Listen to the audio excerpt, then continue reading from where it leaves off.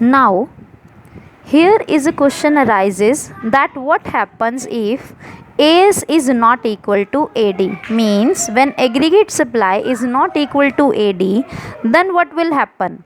We know that equilibrium is set at a point where AS is equal to AD. But if AS is not equal to AD, then there may arises two situations. The first one is where AS is greater than AD, and the second one is where AS is less than AD. So we will discuss both this situation one by one. First of all, if AS is greater than AD, then it means the supply, aggregate supply in the economy exceeds than the aggregate demand in the economy. It means more production is there but less demand is there in the economy. So as a result, some of the goods with the producer, they will remain unsold because production is more but their demand is not there. Clear?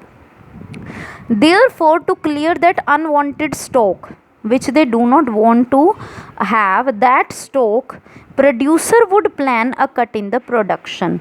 Means whenever they are planning the production for future, they will keep into mind that they are having the stock which is not wanted by them. So therefore they would plan a cut in the production, which would result in reduction in the aggregate supply. Then again AS will be reduced, and if AS is reducing, then it means it is becoming equals to AD, aggregate demand. It adjusts itself to become equal to aggregate demand. Clear?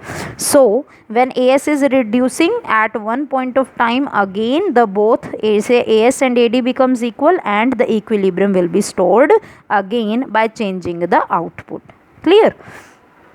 Similarly here, if AS is less than AD, it means supply in the economy is less than demand, means the goods produced were less in comparison to their demand. It means some of the demand will not be fulfilled by the producers because they are having shortage of goods. So the producers will suffer loss because they are not fulfilling that demand. So to avoid such losses, then producer will again plan to increase in production. They will increase the aggregate supply. Clear? And consequently, with the increase in aggregate supply, it will adjust itself to becomes equal to AD. AS was less. When the AS increases, then there will be certain a point to be reached where AS becomes equal to AD. So again the equilibrium will be stored due to change in output. Clear?